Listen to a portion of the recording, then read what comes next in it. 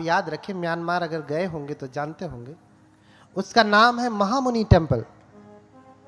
और उस महामुनि मंदिर में सुबह 3 बजे से ही इतनी भीड़ लगती है, बहुत बड़ा है।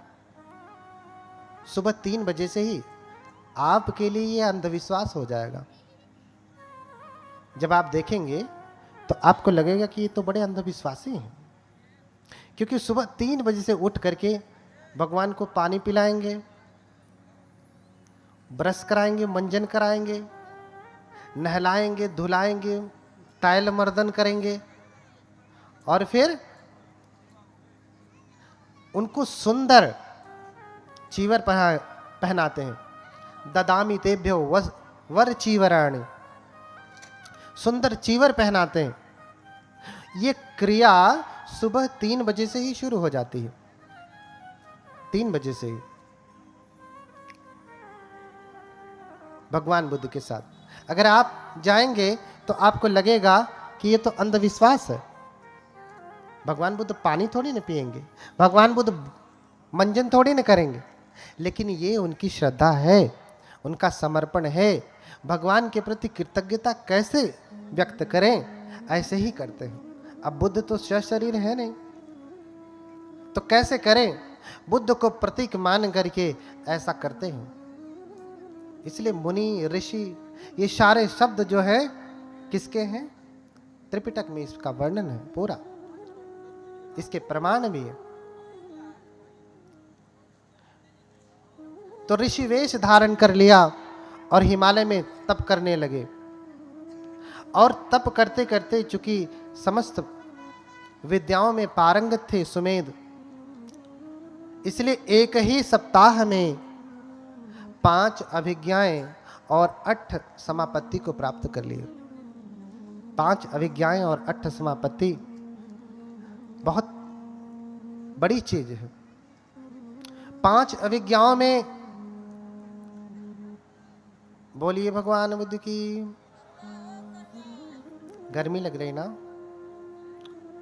ध्यान से सुनेंगे तो गर्मी नहीं लगेगी, बोलने में ज्यादा गर्मी होती है। तो इसी वे समगहित्वान विहरन्तो समाहितो सत्ताह भंतरे 5 अभिज्ञा 8 विधम पिच। थोड़ा सा समय मिला तो बात शुरू। अरे रोज ही तो बतियावे के है।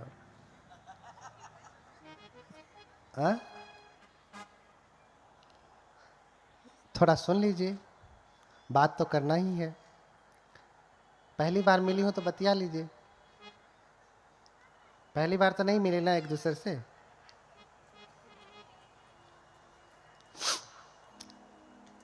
तो सत्ताह भंतरे 5 अभिज्ञा 8 विधम विचार। एक ही सप्ताह में 5 अभिज्ञा और 8 समापत्ति को प्राप्त कर लिए। 5 अभिज्ञा क्या है? अभिज्ञा को अगर हम परिभाषित करते हैं तो अभिज्ञा, विशेष प्रकार का ज्ञान, जिसे आप सुपर नेचुरल पावर कहें, रिद्धि बल कहें। क्या हुआ? दिव्य शोत धातु, अर्थात उनको दिव्य कान प्राप्त हुए। दिव्य कान का मतलब अलग से नहीं आके जुड़ गया। आकाश में पलंक धारण करके ऐसे ही पालथी मारे पक्षियों की भांति उड़ता है, पक्षियों की भांति उड़ता है। और पर चित्तानुविजानना, दूसरे के हृदय में क्या चल रहा है वो व्यक्ति जान जाता है। बुद्ध भी दूसरे के हृदय की बात को पढ़ लेते थे। आगे कथा बताऊंगा कि सुदत्त के हृदय में क्या चल रहा था, भगवान बुद्ध देख लिए।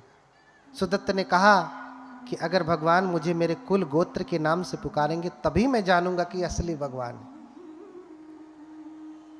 और जैसे ही सुदत्त आ रहा है, सामने आया, भगवान ने कहा, ए ही सुदत्त, आओ सुदत्त।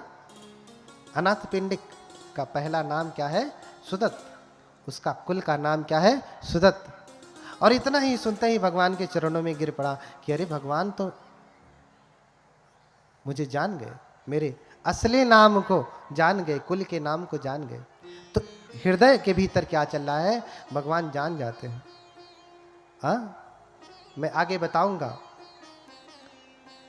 कि जब हम जय मंगल अट्ठ गाथा करते हैं, नंदोपनंद भुजगंग विविधंग महिंदिंग, है ना, नंद और उपनंद नाम के विबुधंग महिद्धिंग, विविध प्रकार के महिद्धि, महिद्धि माने इद्धि माने सुपर नेचुरल पावर, महाइद्धि माने ग्रेट सुपर नेचुरल पावर।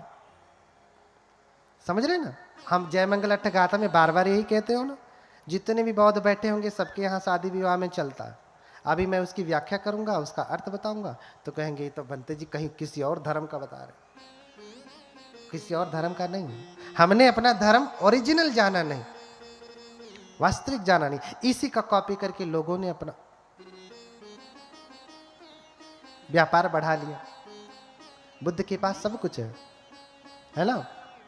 तो बुद्ध जो है हृदय के भीतर की भी बात जान जाते। तो इस प्रकार से 5 अभिज्ञाएं ऋषि ने 5 ही 1 सप्ताह के भीतर प्राप्त कर लिया और 8 समापत्ति, 8 ध्यान प्राप्त कर लिया। हाँ, प्रथम ध्यान ध्यान, द्वितीय ध्यान, तृतीय ध्यान, चतुर्थ ध्यान, हाँ, वितर्क विचार प्रीति सुख एकाग्रता सहितम प्रथम ध्यानम। तो वितर्क, पहले ध्यान में वितर्क विचार प्रीति सुख एकाग्रता, ये 5 ध्यानांग होते हैं। दूसरे में एक एक करके घट जाते हैं, वितर्क विचार प्रीति सुख एकाग्रता, विचार प्रीति सुख एकाग्रता, सुख एकाग्रता। ये चौथे में मात्र सुख और एकाग्रता रहती है। और फिर 5वां ध्यान आकाश अनंत आयतन, अकिंचन आयतन, नेव संज्ञानाशय आयतन और जो है अकिंचन आयतन। ये 4 जो है 4 ध्यान मिला के कितने हो गए? 8 हो गए। तो मात्र 1 सप्ताह में 5 अभिज्ञा और 8 समापत्ति को प्राप्त कर लेते हैं। अब आपके मन में प्रश्न होगा कि कोई ठीक है, मन की कोई बात तो जान सकता है, आजकल मेंटलिज्म चल रहा है, बहुत सारी अभी यूट्यूब पे आप देखते होंगे, कोई लड़की है जो आपके मन में क्या चल रहा जान जा रही मेंटलिज्म के द्वारा। वो बहुत सूक्ष्म, एक प्रकार से समझिए बहुत छोटा प्रयोग है। बुद्ध के ध्यान का प्रयोग करने के बाद बहुत विस्तृत ज्ञान प्राप्त होता है। वो तो एक भाग है, एक शाखा है मात्र, उसी पे चल रहे हैं। तो अब हमारा शरीर तो 4 तत्वों से बना है। हाँ, इसमें मिट्टी है, पृथ्वी, आपो, तेजो, वायु। इसमें पृथ्वी है, मिट्टी है, आपो है, पानी है, और क्या है? आग है और वायु है। 4 तत्वों से शरीर बना है। 5वां तत्व बाद में घेरता है। बौद्ध धर्म में इसलिए 5वें तत्व का उल्लेख नहीं है। क्यों? क्योंकि जब हम आकाश अनंत आयतन की साधना करते हैं तब आकाश तत्व घेरता है। जब हम समापत्ति का अभ्यास करते हैं, बुद्ध ने स्वयं इस ध्यान का अभ्यास किया, तब आकाश अनंत आयतन, तब आकाश धातु हमारे सामने आता है। तो हमारा शरीर 4 तत्वों से बना है, लेकिन कैसी अवस्था में है? सुषुप्तावस्था में है। हमारे में आग भी है, इस शरीर में भी आग है और बाहर भी आग है। लेकिन जब आप आग में हाथ डालते हैं तो क्यों हाथ जल जाता है? इस शरीर में भी पानी है, जल है, बाहर भी जल है, लेकिन जल में फेंक दिया जाए तो आप मर क्यों जाते हैं? बुद्ध नहीं मरते, बुद्ध नहीं मरते। बुद्ध तो पानी पे ऐसे चलेंगे। आप त्रिपिटक पढ़िए, जब भगवान उपदेश करने के लिए सारनाथ में आ रहे हैं तो नाविक से कहते हैं कि जरा मुझे पार उतार दो। बोला कि 10 कासार्पण लगेंगे, नहीं तो बैठो यहीं, शाम हो जाएगी, जंगली जानवर आएंगे। गंगा नदी को पार करना था, कोई पुल नहीं। तो बोले भगवान कि मेरे पास तो कोई धन नहीं, तुम्हें मैं कोई श्रेष्ठी दिखता हूं? बोले नहीं, धन है तो बैठिए आप उधर जाके भी क्या करेंगे? कह करके उधर मुंह फेर करके बैठ गया और भगवान अपनी रिद्धि बल से गंगा नदी के जल पर ऐसे चलते चलते चलते इस पार चले आए और ऐसे घूम के देखता, अरे श्रमण गौतम तो महारिद्धिशाली है, जल के ऊपर चलते हुए जाता।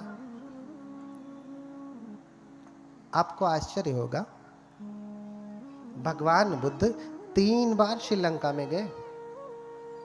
आप जाइए, इतिहास देखिए, वहां के पुरातत्व ने बोर्ड लगाया है, यहाँ भगवान बुद्ध आए। और क्या देखा कि अमरावती में, अमर नगर में, दर्शनीयं मनोरमं, जो सुंदर है, बहुत ही अच्छा है, हरे भरे पेड़ पौधे हैं, फल फूल से लदा है, और लोग वहां पे क्या कर रहे हैं? सफाई कर रहे हैं। एक नगर है, गांव समझिए, वहां सफाई कर रहे हैं। जैसे यहाँ पे अभी जब कथा लग रही थी, लोग साफ सफाई, टेंट वेंट, साज सज्जा सब कुछ चल रहा है। दूसरे लोग पूछते हैं ना कि अरे क्या होने जा रहा है, जिनको नहीं पता तो कहेंगे भैया कथा होने जा रही, बुद्ध कथा होने जा रही। शोधेतम अंजसम दिस्वा ओ तरित्वा न भास्तहि किम तम अंजस शोधेस इति जनतं पुछे। क्या किए कि देखा उन्होंने कि सारे लोग साफ सफाई कर रहे हैं, कोई रास्ता बना रहा है, कोई पानी ला रहा है, कोई आसन लगा रहा है, साज सज्जा चल रही है। तो आते हैं और पूछते हैं कि आप किसके लिए इतनी तैयारी कर रहे हैं? किसके लिए इतनी तैयारी कर रहे हैं? क्या कोई आवाह विवाह है या राजा महाराजा आ रहे हैं? इतनी तैयारियां तो राजा महाराजा के आने पे ही होती है, आप इतनी तैयारी क्यों कर रहे हैं? तो उस अमर नगर के लोग कहते हैं कि अरे आप तो परम तपस्वी हैं, आपको नहीं पता, आप तो सब कुछ देख सकते हैं, आपने देखा नहीं? सुमेध त्वं न जानासि दीपंकर तथागतो। क्या करें? अरे सुमेध तुम नहीं जानते कि दीपंकर तथागत अपने शिष्यों के साथ यहां आ रहे हैं। सुमेध त्वं न जानासि दीपंकर तथागतो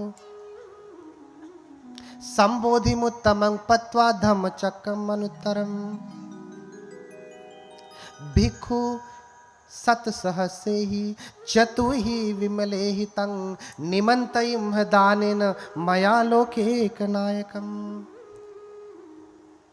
अरे सुमेध तुम नहीं जानते कि आज इस नगर में दीपंकर बुद्ध आ रहे हैं। दीपंकर यही मऊ जिले में एक बुद्ध विहार है।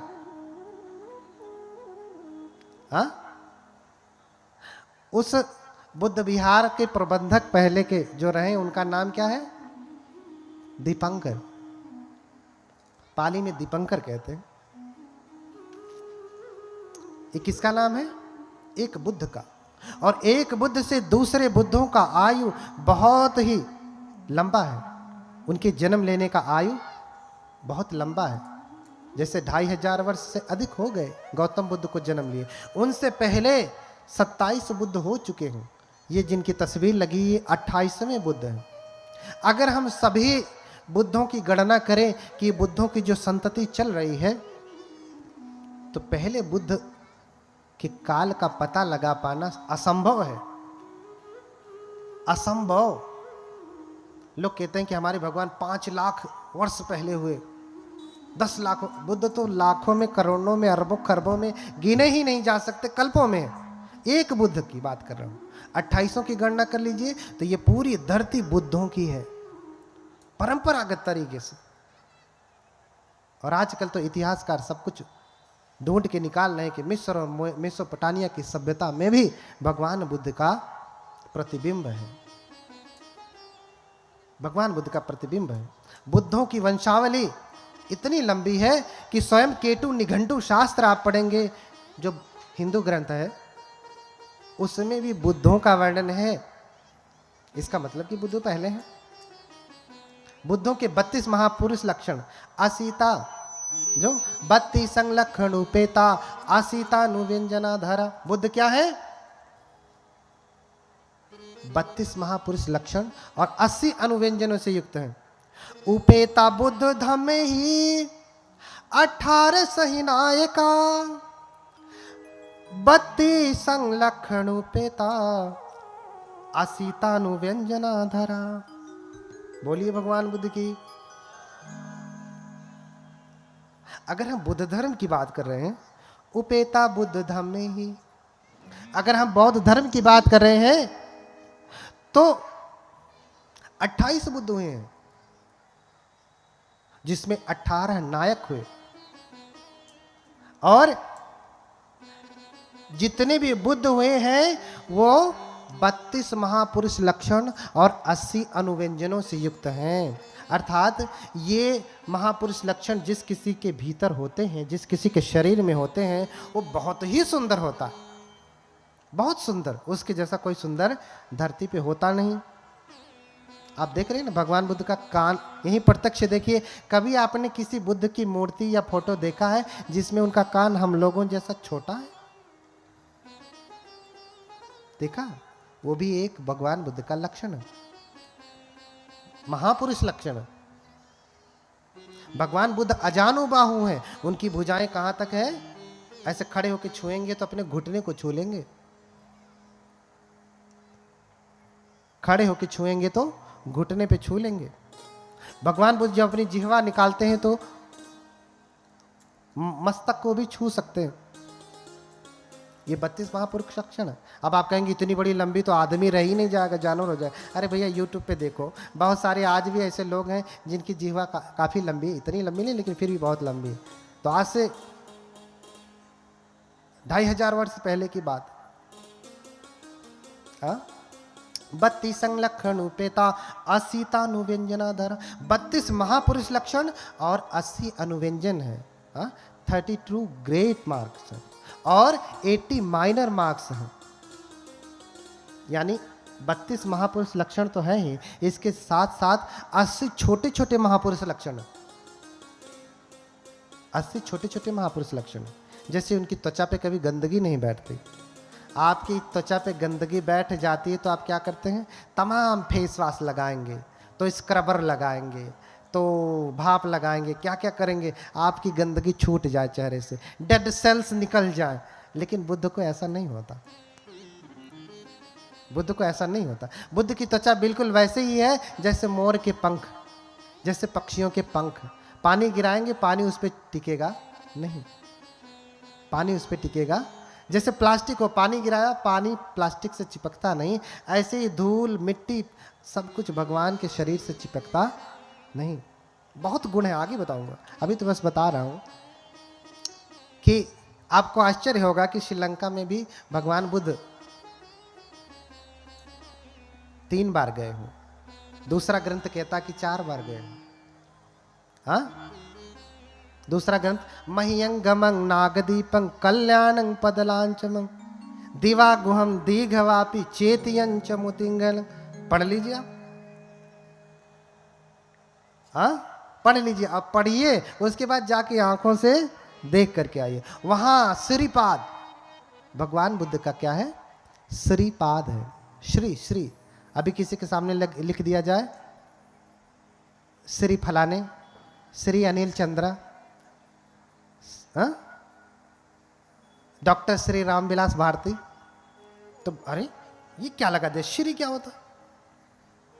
अरे हम आशीर्वाद भी देते तो कहते पाली में कहेंगे तो सिरी कहेंगे, स पे छोटी की मात्रा, र पे छोटी की मात्रा, सिरी। अब उसे हिंदी में करेंगे तो क्या होगा? श्री होगा। संस्कृत में भी श्री होगा। श्री एक सम्मान का सूचक है, संपत्ति का सूचक है, वैभव का सूचक है। अब आप यहीं जाएंगे महाबोधि, सारनाथ में ही जाइए चाहे बोध गया में जाइए, लिखा रहेगा बोर्ड, क्या लिखा रहता है? श्री महाबोधि। क्या लिखा रहता है?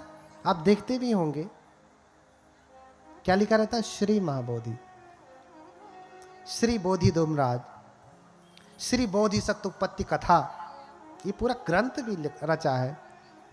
अरे ये सब 6वें संगायन में है, उसके अंतर्गत है।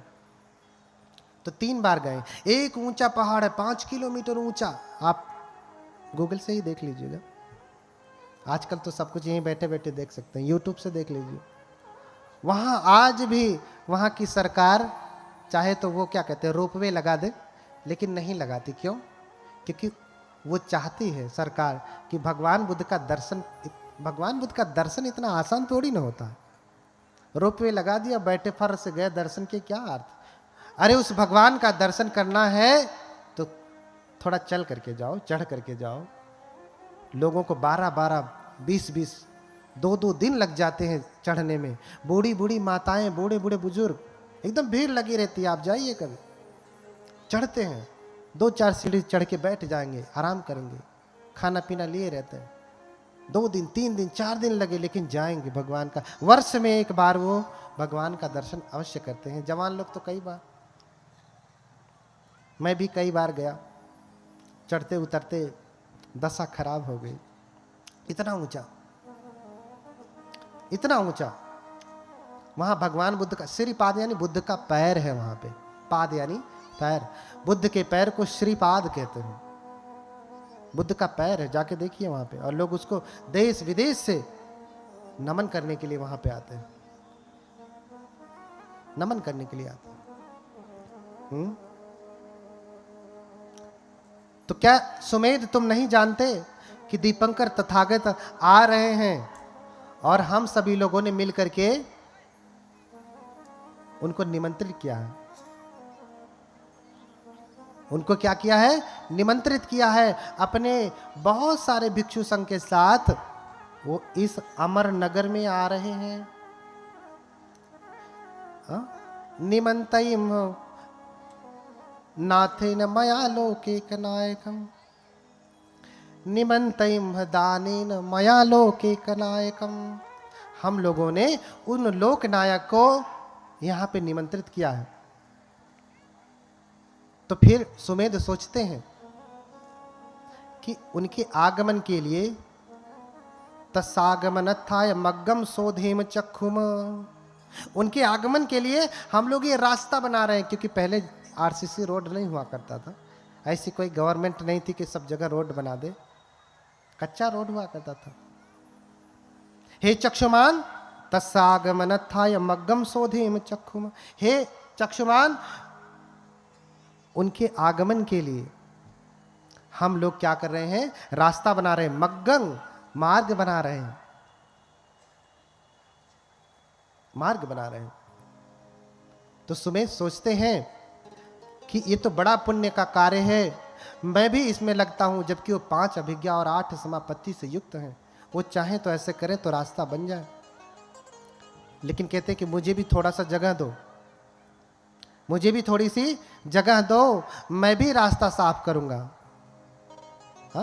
याचित्वान पदेशकम लभित्वा विषमंठानं समंकातुं समारभि, उनसे मांगा कि मुझे भी थोड़ी सी जगह दो, कि इतना दूर मैं सफाई कर दूं, रोड बना दूं, बाकी जगह पे आप लोग बनाते रहिए। जैसे यहाँ काम चल रहा था, कोई आया होगा श्रद्धालु, बहुत सारे लोग आए होंगे, नहीं भी आए होंगे, श्रद्धालु होगा तो आया होगा, बोला होगा कि अच्छा बताइए उपासिका जी, उषा भारती जी, हमको हमारे लिए क्या सेवा है। अपने अपने सामर्थ्य के अनुसार सब लोग सेवा दे रहे हैं। और ऋषि कह रहे हैं, सुमेध कह रहे हैं कि मैं भी रास्ता बनाऊंगा उनके लिए, इस पुण्य कार्य में सहयोगी बनूंगा। इसलिए फावड़ा ले लेते हैं और रास्ता बनाने लगते हैं। अब इतने वैभवशाली घर में रहें, जिनके घर में खुद ही 1000 बैलों की खेती, 7 पीढ़ियों का इतना विशाल धन, कभी खेत देखा भी नहीं, और फावड़ा चलाने की तो बात ही छोड़िए। और वो भी सब कुछ छोड़ करके जंगल जा करके अभी सप्ताह भर वो तप ही कर रहे हैं। एक सप्ताह कोई बैठ करके आए, फिर फावड़ा पकड़ा दीजिए, चलेगा। लेकिन फिर भी देखिए श्रद्धा कि नहीं, मैं भी बनाऊंगा। फावड़ा पकड़ लेते हैं और रास्ता बनाने लगते हैं, लेकिन उनसे बनता नहीं। भगवान आने वाले हैं और भगवान आने लगते हैं, दीपंकर बुद्ध आने लगते हैं दूर से ही। हाँ, दूर से ही भगवान को देखते, वो भगवान बुद्ध आ रहे हैं, और सब लोग चिल्लाने लगते, भगवान आ रहे हैं, भगवान आ रहे हैं, आगच्छति भगवान, आगच्छति भगवान, आगच्छति भगवान। अरे देखो देखो, भगवान आ रहे, भगवान आ रहे, भगवान भगवान आ रहे हैं, सब चिल्लाने लगे। अब वो देखते हैं कि अरे भगवान आ रहे हैं, लेकिन अभी इनके हिस्से का जो रास्ता बनाना था, ये बना नहीं पाए, सफाई नहीं कर पाए। अभी पानी बह ही रहा है, कचरा बह ही रहा है, थोड़ा सा बचा है। अब भगवान अगर आएंगे तो उनके पैरों में पंख लग जाएगा, कीचड़ लग जाएगा, सोच रहे हैं भगवान।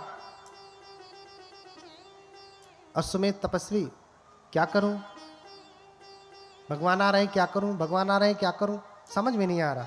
अब तो भगवान दिख गए, अब इतनी जल्दी बनेगा भी नहीं। चाहते तो रिद्धि बल से बना लेते, नहीं बनाया, हाथ से मेहनत करके, शरीर से श्रम करके बना रहे हैं और नहीं बना। तो भगवान धीरे धीरे आते हैं और नजदीक पहुंच जाते हैं। अब क्या करें, अब नजदीक पहुंच गए तो इधर से गुजरेंगे भगवान तो उनके पैरों में कीचड़ लग जाएगा।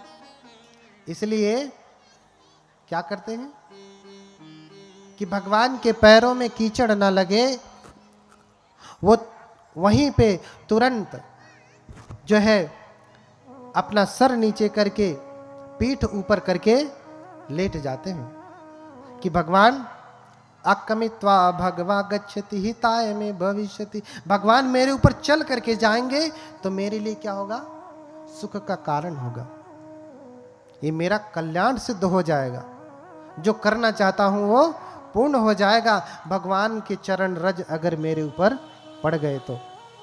बोली भगवान बुद्ध की इतनी श्रद्धा। अब भगवान आते हैं, पास जैसे ही लेटे देखते हैं तो भगवान, पहले बात तो भगवान किसी को कुचलते नहीं, बुद्ध किसी के ऊपर चल करके नहीं जाते, चाहे कितना ही उसका मंगल सिद्ध होने वाला हो, कितना ही मंगल सोच करके वो लेटा हो, लेकिन बुद्ध कभी उसके ऊपर चलेंगे नहीं, क्योंकि भगवान बुद्ध जानते हैं कि तद्धर्म सर्वदेही नाम, ये मनुष्य जो आज लेटा है या संसार के जितने भी प्राणी हैं, सब में बोधि का बीज है। सब में क्या है, बोधि का बीज है। अगर कोई एक व्यक्ति बुद्ध बन सकता है तो संसार के समस्त प्राणी भी बुद्ध बन सकते हैं। अगर एक चने का बीज जम सकता है तो जितने चने उगाते हैं लगभग सभी जम सकते हैं। जमते हैं कि नहीं?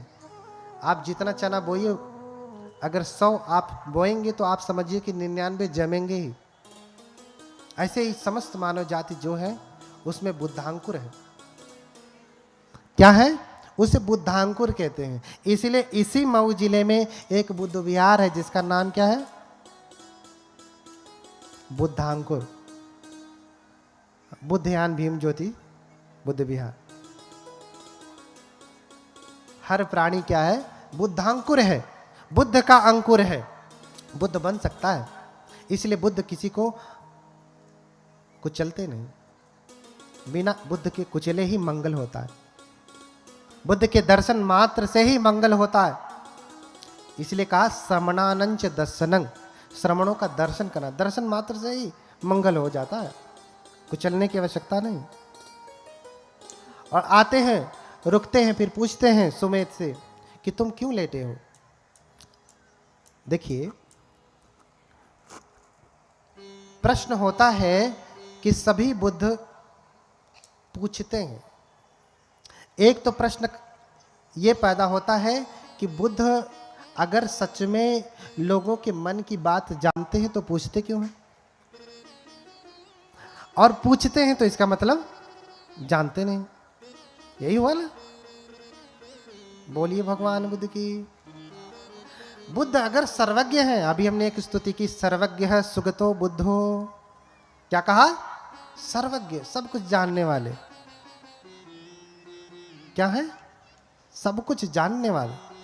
अगर वो सर्वज्ञ है, सब कुछ जानते हैं, तो इसके मन में क्या चल रहा है ये नहीं जान रहे, पूछ क्यों रहे, फिर क्यों पूछ रहे। अच्छा, आप कोर्ट में जाते हैं तो आपके तमाम सबूतों और गवाहों को देख करके जज नहीं जानता कि फैसला क्या है, लेकिन पूछता है ना। ये तो बहुत मामूली बात है, पूछता है ना कि भैया तुम्हें कुछ कहना है। हम तो सब जान ही रहे हैं क्या है, सारा कच्चा चिट्ठा ये रखा है, लेकिन जज आपको अवसर देता। बुद्ध भी अवसर देते हैं आपको। कैसा अवसर? सत्य वचन बोलने का। आज तक आप झूठ बोले होंगे, जो कुछ भी किए होंगे, लेकिन बुद्धों के सामने आप कम से कम सच बोलें। बुद्धों के सामने सच बोलें, आप वचन की शुद्धता करें। इसलिए बुद्ध जानते हुए, भगवता जानता पश्यता पुच्छति, भगवान जानते हुए देखते हुए पूछते हैं। हाँ, फिर पूछ लिया कि क्यों लेटे हो, इस प्रकार लेटने से तुम्हारा क्या सिद्ध होने वाला है। हाँ, तो सुमेध सोचते हैं कि इच्छे अज अहम इधर, क्या कहते हैं, मन में सोचते हैं, इच्छे अज अहम अज सब्बांतरणे भवे संघस नवको हुत्वा पविसयं पुरं वरं। अगर मैं चाहूं तो इसी समय अपने समस्त क्लेशों को नष्ट करके, क्योंकि 5 अभिज्ञा और 8 समापत्ति में सिद्ध व्यक्ति अरहत हो जाता है। अरहत हो जाता है, बस कहे कि नहीं मुझे अरहत होना है तो अरहत हो जाता है। उन्होंने सोचा कि मैं अगर चाहूं तो अभी अरहत हो जाऊं, जीवन मुक्त हो जाऊं, फिर से दोबारा जन्म मरण के चक्कर से फंसने वाला ना हो, मुक्त हो जाऊं। लेकिन मेरे अकेले मुक्त होने से क्या लाभ, मेरे अकेले मुक्त होने से क्या लाभ। देखिए, बौद्ध धर्म में 2 यान हो गए बुद्ध के बाद, थेरवाद और महायान। थेरवाद बुद्ध बनने पे जोर देते हैं, थेरवाद श्रावक बनने पे, अरहत बनने पे जोर देते हैं, महायान बुद्ध बनने पे जोर देते हैं। कारण क्योंकि इसकी जड़ें स्वयं थेरवाद में, जो मैं कथा सुना रहा हूं आपको, ये थेरवाद के पाली ग्रंथ से ही है, थेरवाद के पाली ग्रंथ से ही है।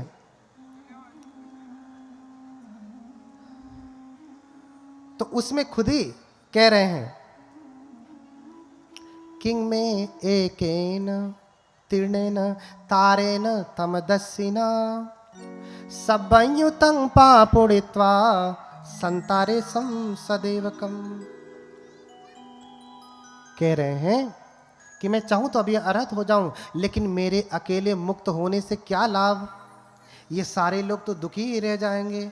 इनको कौन तारेगा, इनको कौन तारने के मार्ग पे लेकर के जाएगा। इसलिए संघर्ष नवको हुत्वा पविसेयं पुरं वरं,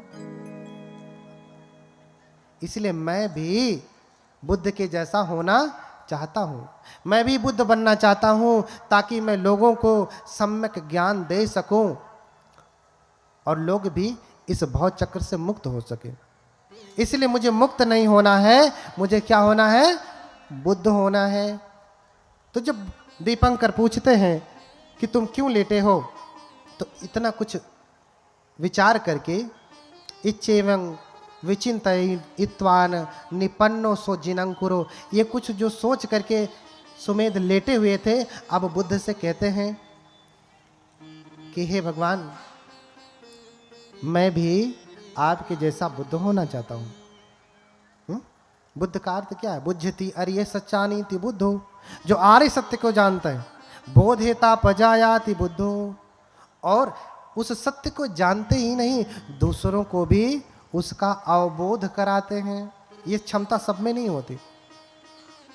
ज्ञान तो जान जाएंगे, बुद्ध के अलावा भी और बुद्ध होते हैं, जिसे कहते हैं पच्चेक बुद्ध। उससे पच्चेक बुद्ध कहते हैं।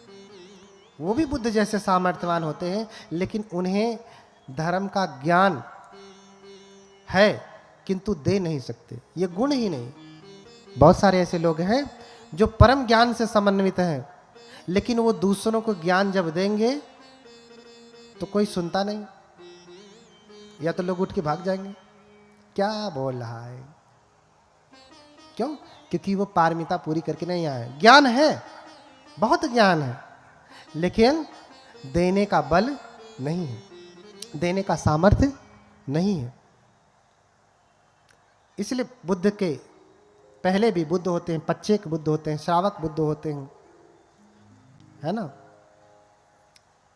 तो मैं भी आपके जैसा बुद्ध होना चाहता हूं, मुझे आशीर्वाद दें कि मैं भी बुद्ध बनूं, आपके जैसा बनूं।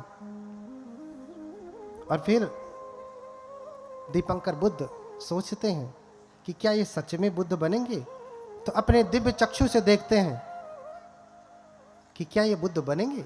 तो देखते हैं, क्या देखते हैं कि ये बुद्ध बनेंगे। ये क्या बनेंगे? बुद्ध बनेंगे। कितने कल्पों के बाद? कप्पे सतसहस्रे च चतुरो च असंख्य, इतने कल्प के बाद, जिसकी अभी हमने व्याख्या की। ये बुद्ध बनेंगे और इनकी माता कौन होंगी? महामाया होंगी। और पिता कौन होंगे? शुद्धोधन। पिता च शुद्धोधनस्तु तत्र तत्र पतिरूप जन्नी गुणान्विता। पिता भी वो शुद्धोधन होंगे और माता महामाया भी वहां वहां होंगी। ऐसा कहा, ऐसा देखा। और फिर जब उन्होंने कहा कि हे भगवान मुझे भी बुद्ध होना है, तो दीपंकर बुद्ध ने अनुमोदन किया, आशीर्वाद दिया। एवं होतु, जिसे आप कहते तथास्तु संस्कृत में। बुद्ध ने क्या कहा? एवं होतु, आशीर्वाद दिया, ऐसा ही हो, जो तुम चाह रहे हो ऐसा ही हो। और ऐसा कह करके स्वयं दीपंकर बुद्ध सुमेध तपस्वी की 8 बार परिक्रमा करते हैं और 8 मुट्ठी पुष्प से उनकी पूजा करते हैं।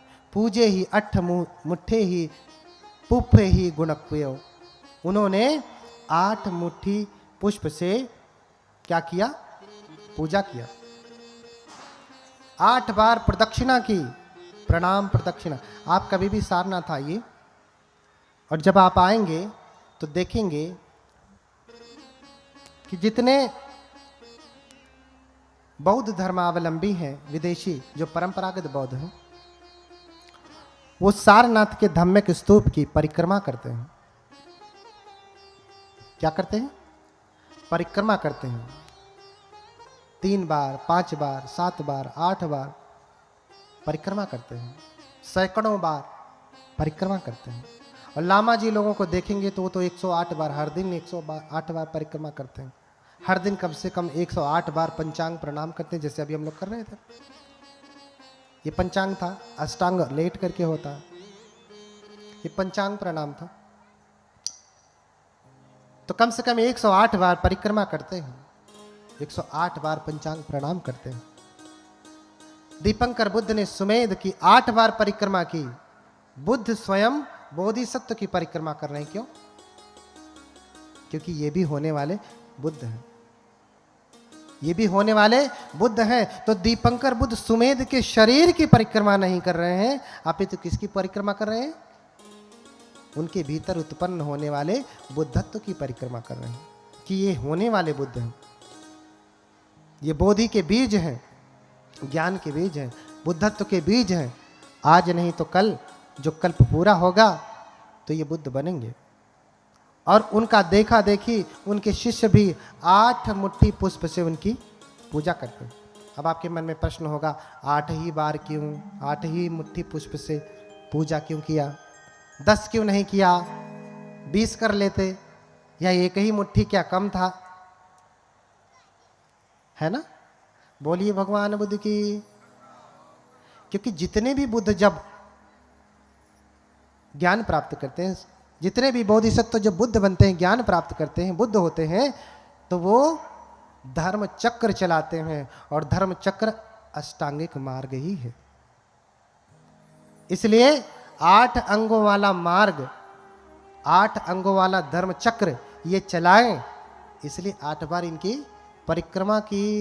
बोलिए भगवान बुद्ध की। आप भी जब जाएं धम्मिक स्तूपा में